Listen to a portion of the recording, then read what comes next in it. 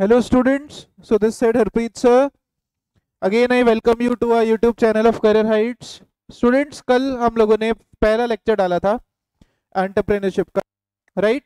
और मैंने उसमें आपको बताया था स्मार्ट पॉलिसी, गोल सेटिंग क्या है, गोल सेटिंग करते समय आपको किन किन बातों का ध्यान रखना है। और हमने एक चीज और वहां पर उस लेक्चर में पढ़ी थी जो कि लगभग 10 मिनट का लेक्चर था, जिसमें हमने एक बहुत इंपॉर्टेंट कॉन्सेप्ट पढ़ा था प्रोडक्ट मिक्स का, राइट? जिसके अंदर हमने पैकेजिंग, लेबलिंग और ब्रांडिंग डिस्कस किया था। आज स्टूडेंट्स हमारा दूसरा लेक्चर है मार्केटिंग का, जो हमारा थर्ड यूनिट है, राइट? टर्म 2 के अंदर जो हमारा थर्ड यूनिट है मार्केटिंग, उसके अंदर हमारा आज लेक्चर नंबर 2 है, राइट? जिसके अंदर हमको डिस्कस करना है प्राइस मिक्स। ओके स्टूडेंट्स, लगभग सारी चीजें वही हैं जो आपने बिजनेस स्टडीज में पढ़ी हैं प्राइस मिक्स के अंदर मार्केटिंग चैप्टर में, पर कुछ एक टॉपिक जो है वो नए टॉपिक है। तो आइए स्टार्ट करते हैं with the topic price mix. Sir, price mix क्या होता है? वो सारे के सारी स्ट्रेटजीज हमेशा याद रखना स्टूडेंट्स। मैं एक बात आपको बता दूं, मार्केटिंग के अंदर भले ही आप बिजनेस स्टडीज पढ़े या आप एंटरप्रेन्योरशिप पढ़े, जहां पर भी वर्ड मिक्स आता है ना स्टूडेंट्स, राइट? मिक्स वर्ड जहां पर भी आता है, हमको एक लैंग्वेज याद करनी है, that mix means combination of strategies. और वो भी कौन सी स्ट्रेटजी? क्योंकि हम मार्केटिंग पढ़ रहे हैं, तो कॉम्बिनेशन ऑफ मार्केटिंग स्ट्रेटजीज, ये होता है मिक्स वर्ड का मतलब। तो अब हमने क्या करा स्टूडेंट्स, हमने इसके आगे एक वर्ड लगा दिया प्राइस मिक्स। तो सर, प्राइस मिक्स का मतलब क्या होगा? प्राइस मिक्स का मतलब भी यही होगा, that is it is the combination of strategies. Price mix आप कह सकते हैं उन स्ट्रेटजीज का कॉम्बिनेशन है जो कि हमारे मार्केटर को, या क्योंकि हम एंटरप्रेन्योरशिप पढ़ रहे हैं तो जो कि हमारे एंटरप्रेन्योर को प्राइस डिसाइड करने में हेल्प करता है, that helps in deciding the price of the product that you are going to sell in the market. तो इसको अपन कहते हैं सर प्राइस मिक्स। तो ये एक छोटा सा कॉन्सेप्ट है प्राइस मिक्स का।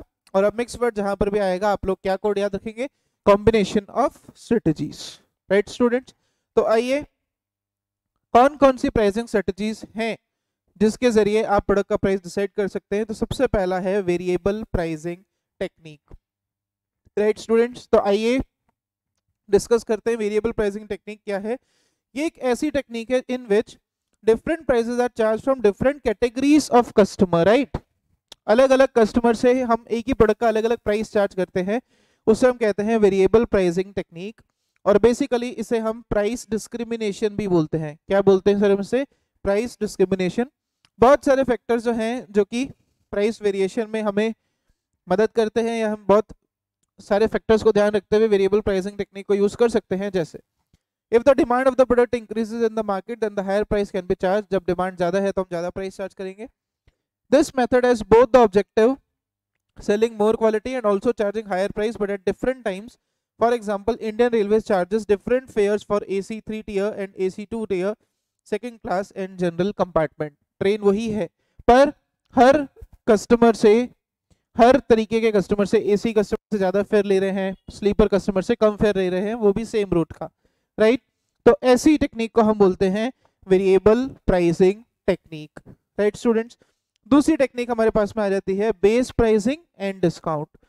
Basically base pricing and discount क्या है? ये एक ऐसा मेथड है जिसके अंदर एंटरप्रेन्योर एक प्राइस फिक्स कर देता है अपनी कमोडिटी का, और ये प्राइस वो एडवांस में कैलकुलेट करेगा, राइट? ये प्राइस वो एडवांस में कैलकुलेट करेगा, वो सारे फैक्टर्स को ध्यान रखते हुए जो कि प्रोडक्ट का प्राइस डिसाइड करने में उसको सोचने हैं, ठीक है?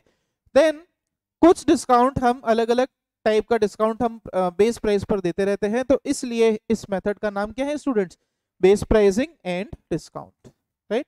So depending on the type of the customer, the various rates of discounts are fixed. Discount is offered to all the customers but at different rates. अलग अलग कस्टमर को हम अलग अलग रेट पर क्या करते हैं सर? डिस्काउंट देते हैं। तो इसे हम कहते हैं base pricing and discount, right?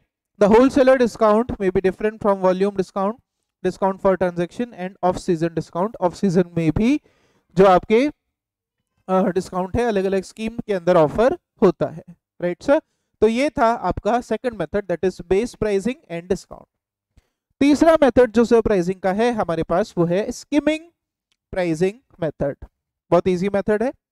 Skimming price में क्या होता है, एक ऐसा मेथड है जिसके अंदर प्रोडक्ट इंट्रोड्यूस किया जाता है मार्केट में with a higher price.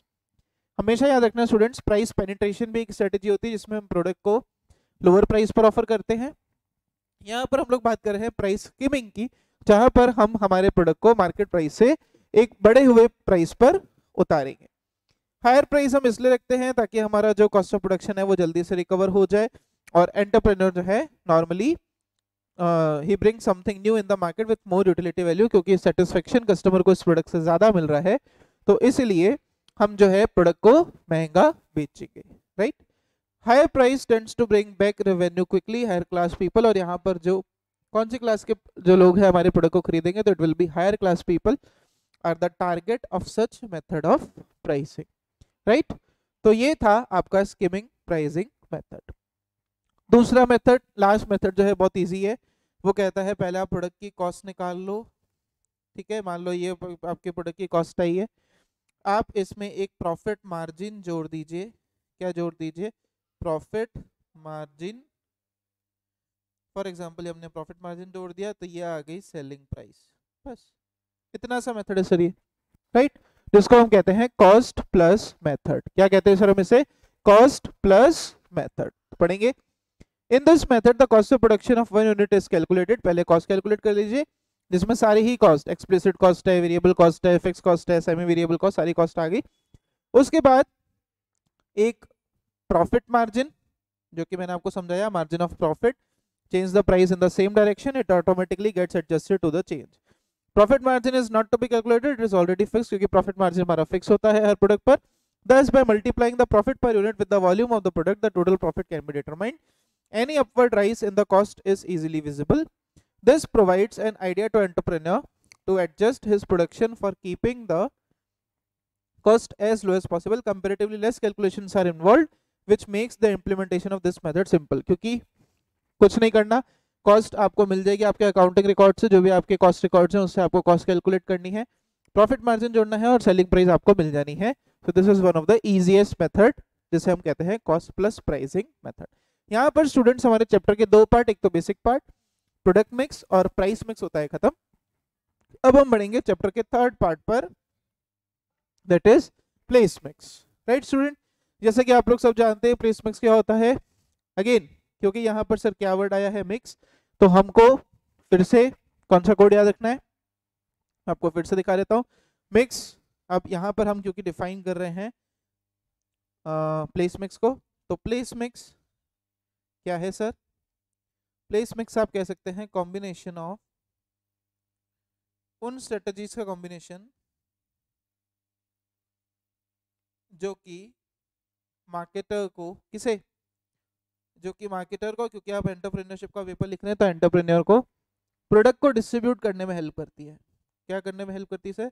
Product को डिस्ट्रीब्यूट करने में हेल्प करती हैं from one place to another, तो इसे हम कहते हैं प्लेस मिक्स। क्या कहते हैं सर हम इसे? Place mix, right. तो आइए हम फिर से चलते हैं हमारे मेन नोट्स के ऊपर। सो प्लेस मिक्स क्या है?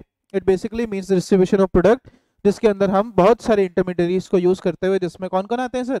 होलसेलर आता है, सेलिंग एजेंट्स आते हैं, रिटेलर्स आते हैं और डीलर्स आते हैं सर। तो इनकी मदद से हम लोग क्या करते हैं? प्रोडक्ट्स को डिस्ट्रीब्यूट करते हैं from one place to another place. ज्यादा इंपॉर्टेंट मेरे हिसाब से जो एग्जाम में पूछने लायक है वो है, क्योंकि बिजनेस स्टडीज के सिलेबस से इन्होंने इस टॉपिक को हटा दिया था, that is factors affecting the choice of channels of distribution. Factors वो कौन से फैक्टर्स हैं जो कि चैनल्स ऑफ डिस्ट्रीब्यूशन को इम्पैक्ट करते हैं, कि हमें डायरेक्ट चैनल चूज करना है या इनडायरेक्ट चैनल चूज करना है। तो आइए सबसे पहले हम करेंगे product related factors. Okay student, सबसे पहले कौन से फैक्टर्स हैं हमारे पास में? सबसे पहले हमारे पास में है सर रिलेटेड फैक्टर्स। सही students, let's start consideration related to product. First point यहाँ पर है, ये इंडिविजुअल पॉइंट स्टूडेंट्स आपसे 4 मार्क्स के वो पूछ सकते हैं। तो सबसे पहला जो पॉइंट है प्रोडक्ट रिलेटेड फैक्टर्स में, उसके अंदर पहला सब पॉइंट आता है हमारे पास में unit value of the product. What is unit value? When the product is very costly, channels of distribution is preferred. For example industrial machinery और gold ornaments. On the other hand for less costly product long distribution channel is. अगर हमारा product पहले से ही costly है, पहले से ही हमारा product जो है वो महंगा है, तो क्योंकि वो पहले से महंगा था हम उसमें और होलसेलर और रिटेलर की कमीशन ऐड नहीं करेंगे ना, तो हम डायरेक्ट चैनल यूज करेंगे।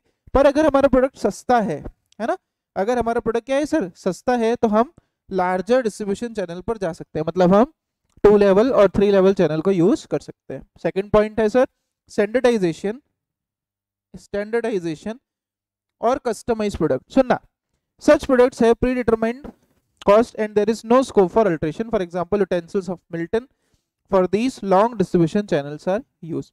अगर आपका प्रोडक्ट स्टैंडर्डाइज्ड है, देखिए दो तरीके के प्रोडक्ट होते हैं, एक होते हैं स्टैंडर्डाइज्ड प्रोडक्ट जो कि आगे से बनकर आ रहे हैं, एक होते हैं customised product.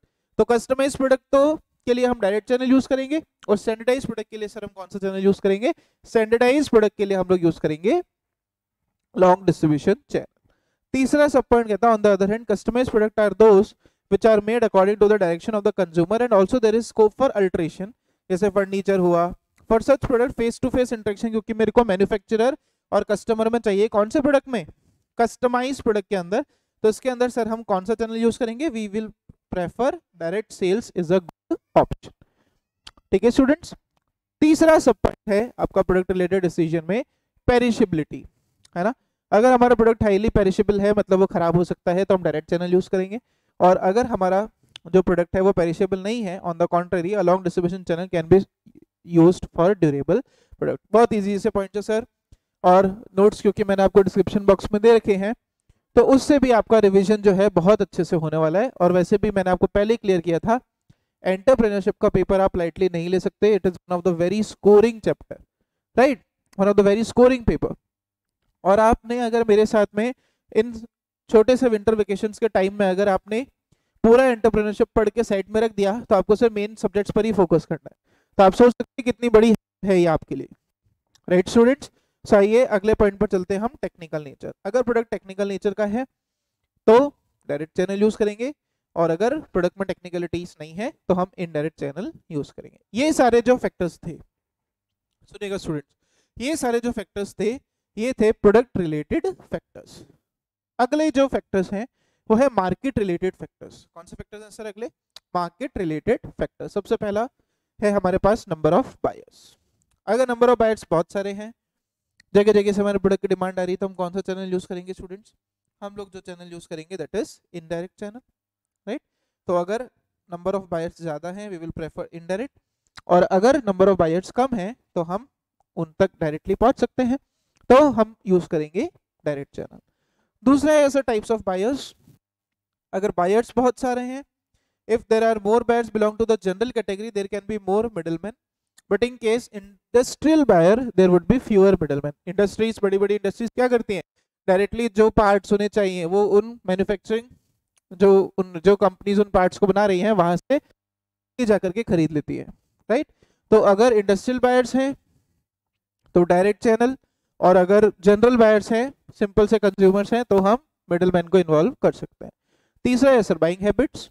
Manufacturer can take services of middlemen if financial position do not permit to sell goods on credit to those customer who are in habit of purchasing on credit. So ये था buying habit के ऊपर हमारा discussion. Then buying quantity. If goods are bought in smaller quantity, छोटी छोटी quantity में है तो wholesaler retailer का use कर लो, और अगर quantity ज़्यादा है तो आप direct channel use कर सकते हैं. If the market area of the product is scattered, then producer can take the help of middleman. अगर मेरे प्रोडक्ट की डिमांड स्कैटर्ड है तो मैं मिडलमैन इन्वॉल्व करूंगा, नहीं तो अगर मेरे प्रोडक्ट की डिमांड एक ही एरिया में कॉन्सेंट्रेटेड है तो उस एक ही एरिया में तो मैं खुद पहुंच सकता हूं ना। तो ये हो गए सारे के सारे, तो उस केस में मैं डायरेक्ट चैनल यूज करूंगा, राइट स्टूडेंट्स। तो ये था आपका discussion related to market related factors. Students हम पढ़ रहे हैं प्लेस मिक्स, और प्लेस मिक्स में हमने अभी 2 पॉइंट खत्म किए हैं, पहला प्रोडक्ट रिलेटेड फैक्टर्स और दूसरा मार्केट रिलेटेड फैक्टर्स। तीसरा फैक्टर है मैन्युफैक्चरर और कंपनी रिलेटेड फैक्टर्स। तीसरे फैक्टर्स कौन से हैं सर, मैन्युफैक्चरर और कंपनी रिलेटेड फैक्टर्स। सबसे पहला आया सर गुडविल। अगर हमारी कंपनी की खूब अच्छी गुडविल है, good reputation, need not depend on middlemen, as a firm can open their own franchisees easily, right.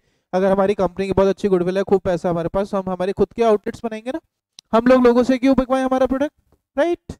Second point कहता है desire to control the channels of distribution. अगर मैन्युफैक्चरर का एम्बिशन ये कहता है कि सारे चैनल्स ऑफ डिस्ट्रीब्यूशन पर मेरा कंट्रोल हो तो वो डायरेक्ट चैनल यूज करेगा, नहीं तो अगर हमारा मैन्युफैक्चरर चाहता है कि मैं कंट्रोल को डाइल्यूट कर सकता हूं तो वो इनडायरेक्ट चैनल यूज करे। तीसरा है फाइनेंशियल स्ट्रेंथ। अगर हमारी कंपनी का फाइनेंशियल बेस बहुत स्ट्रांग है, ध्यान से सुनिएगा, अगर हमारी कंपनी का जो फाइनेंशियल बेस है वो बहुत स्ट्रांग है तो हम लोग हमारी खुद के सेल्स आउटलेट्स बनाएंगे, और अगर हमारी कंपनी का फाइनेंशियल बेस वीक है तो हम मिडलमैन की मदद यहाँ पर ले सकते हैं। अगला कॉन्सेप्ट है हमारा कंसिडरेशंस रिलेटेड टू गवर्नमेंट, है ना। गवर्नमेंट की कंसिडरेशंस क्या है? That is, only a license holder can sell medicines in market according to the law of the government. In this situation, the manufacturer should take sell through middlemen who have relevant license. तो अगर licensing permission चाहिए क्योंकि जरूरी है आपके product को बेचने के लिए, तो हम लोग गवर्नमेंट जो है उसकी मदद हम यहाँ पर अगर गवर्नमेंट लाइसेंस की रिक्वायरमेंट रखती है तो व्यक्तियों के पास लाइसेंस है, हम उन्हें मिडलमैन बना करके मतलब इनडायरेक्ट चैनल पर हम स्विच ऑन कर सकते हैं, राइट सर। कुछ अदर फैक्टर्स भी हैं जैसे कि cost, availability and possibilities of sales, जिसके अंदर पहला है a manufacturer should select such channel of distribution which is less costly and also useful other angles. हमें वो चैनल सिलेक्ट करना चाहिए जिससे जो हमें सस्ता पड़े और दूसरे एरियाज पर भी खरा उतरे। दूसरा है sir availability. Other channels of distribution can be selected if the distribution channel is not available. अगर इनडायरेक्ट अवेलेबल नहीं है तो हमें डायरेक्ट चुनना पड़ेगा, अगर डायरेक्ट अवेलेबल तो हमें इनडायरेक्ट पड़ेगा। And last is possibilities of sales. Such a channel should be used which has a large sale possibility, which has a possibility of large sale, जिससे हमारी सेल बढ़ सके, and should be given weightage. ठीक है students, तो ये था छोटा सा हमारा the factors related to price mix and product place mix, right. तो आप लोग इस वीडियो को शेयर करिए, लाइक करिए, सब्सक्राइब करिए, और कल हम मिलेंगे अगली वीडियो में के साथ जिसके अंदर हमारा जो मार्केटिंग यूनिट है, एंटरप्रेन्योरशिप का जो मार्केटिंग यूनिट है वो पूरा का पूरा हो जाएगा खत्म। ठीक है स्टूडेंट्स, प्लीज चैनल को लाइक करिए, शेयर करिए, सब्सक्राइब करिए और अपने फ्रेंड्स के साथ शेयर जरूर करेंगे। Thank you so much.